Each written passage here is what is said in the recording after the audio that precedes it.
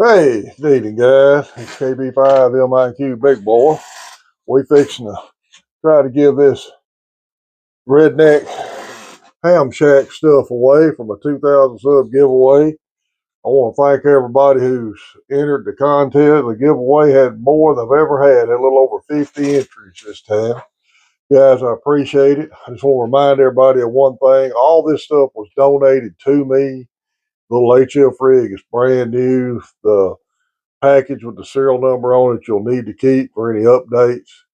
The talkie I'm throwing in is one of mine. I've had it, but it still works good. The antenna that Kent donated is new. The other stuff in there's connectors new. So, but I can't warranty anything. So it was all donated to me. So I appreciate it. And I appreciate y'all's support of the channel. And let's see who's going to win this.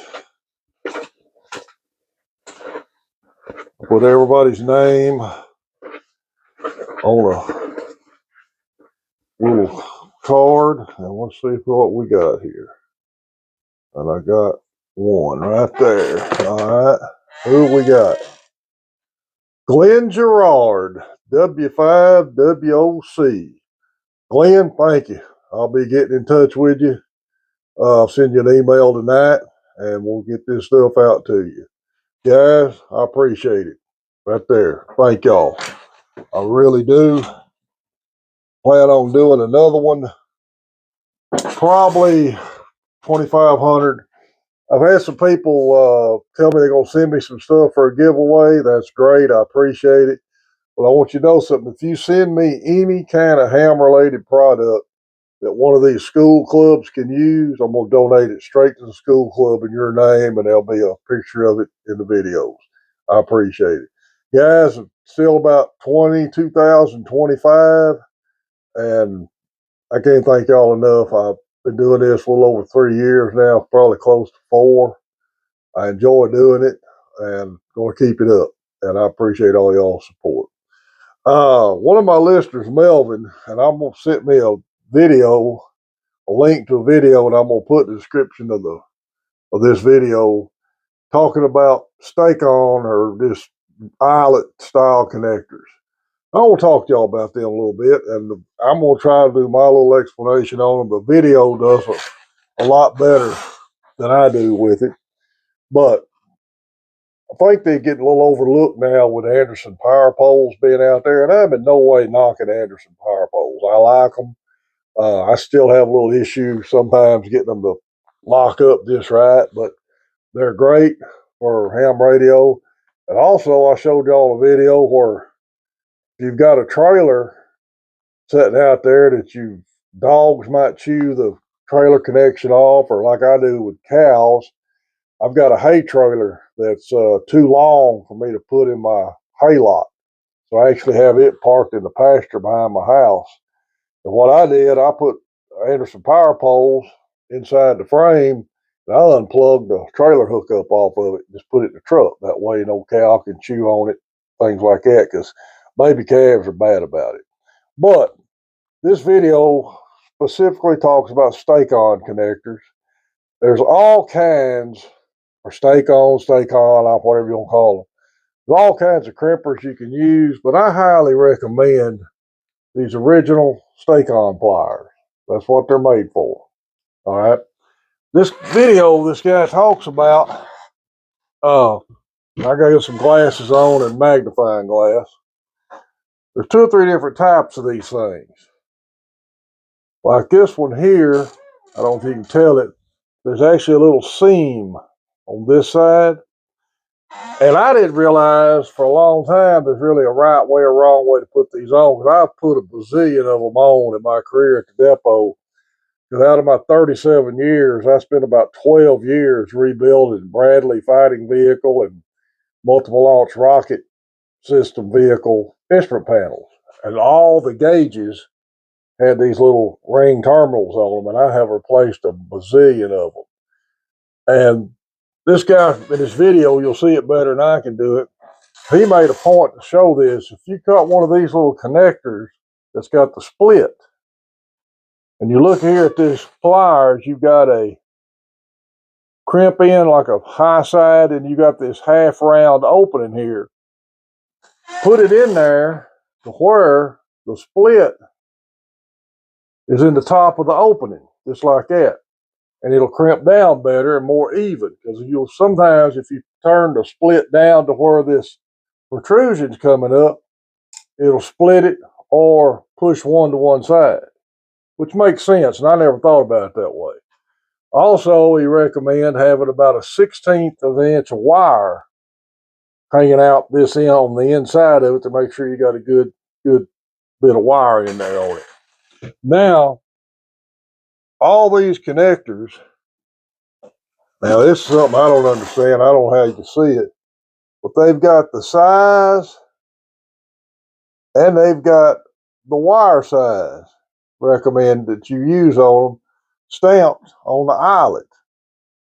Now, I'm old, I can't see, I never have been able to read them. I just stick wire in there till I find the right size or find the eyelet the right size for what I'm putting it on. But that information is actually on those things. And like this one, a little easier to see.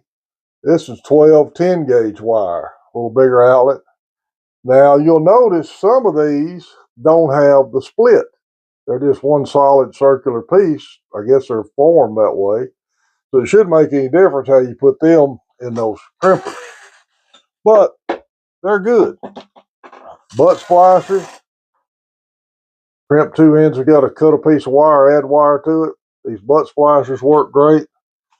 And one good thing about these type of connectors is they're really readily available at like Lowe's, hardware stores, automotive shops, automotive parts stores.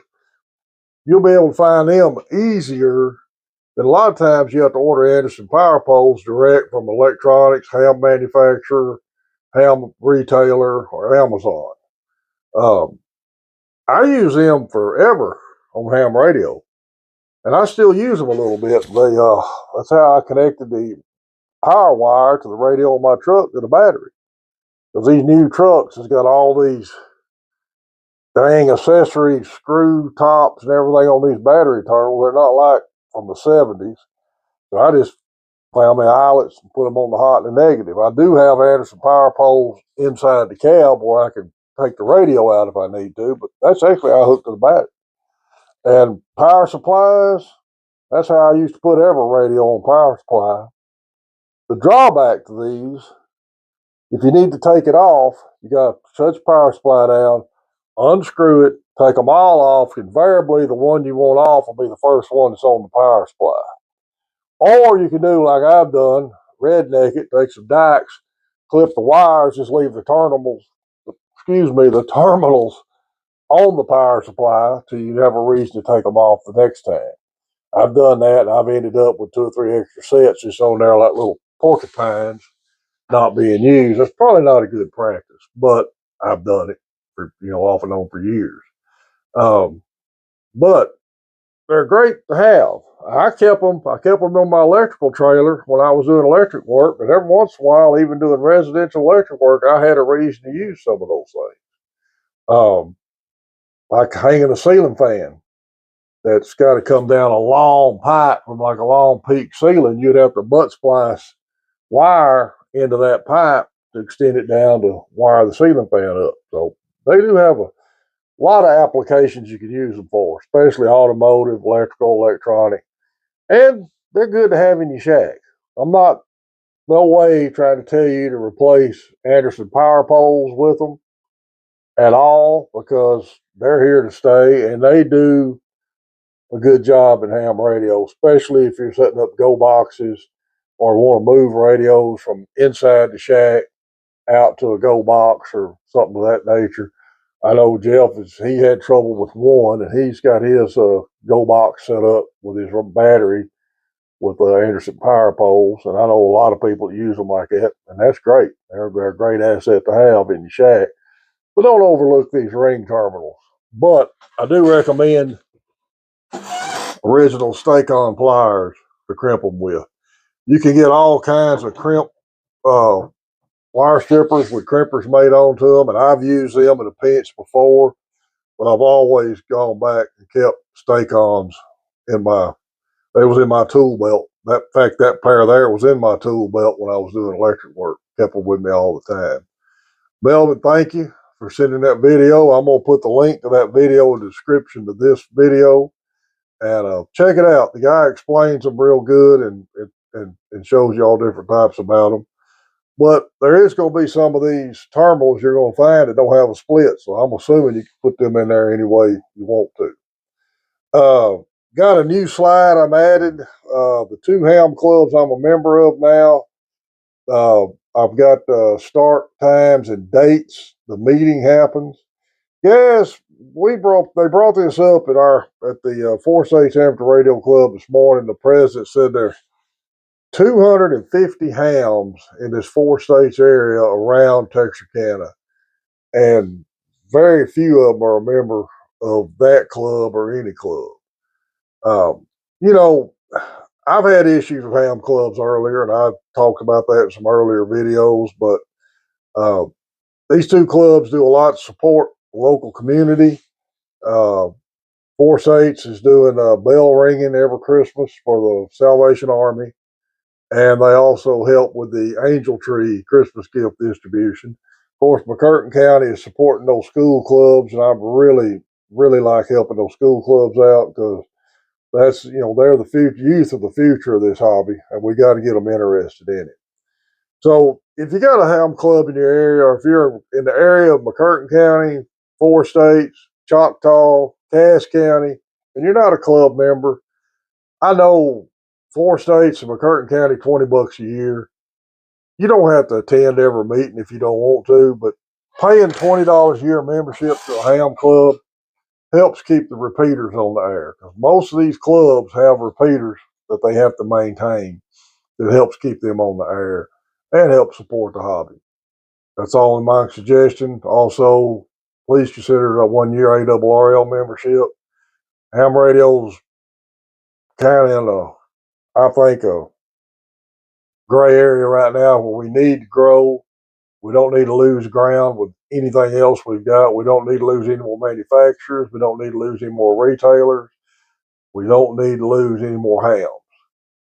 And silent keys are inevitable for all of us, but I don't want to see anybody getting out of the hobby because they wasn't treated right, either through a club or through other hams. We got to make people welcome and support this hobby any way we can. Well, guys, I appreciate it. Get this GLEN GIRAD. I'll be getting in touch with you. I appreciate everybody who's entered, and appreciate your support, and looking forward to keeping this channel growing. And y'all, glad y'all like me and old ham radio cat. In fact, she just come in here. Come here, girl. Come here. Come here. You turd. Well, go on. she's she's being a little cantankerous. Here, I'll just flip the camera down there where y'all can see her. There she is right there. Sometimes she don't like to be picked up. This KB5 MIQ Big Boy. Thanks again, everybody. 73.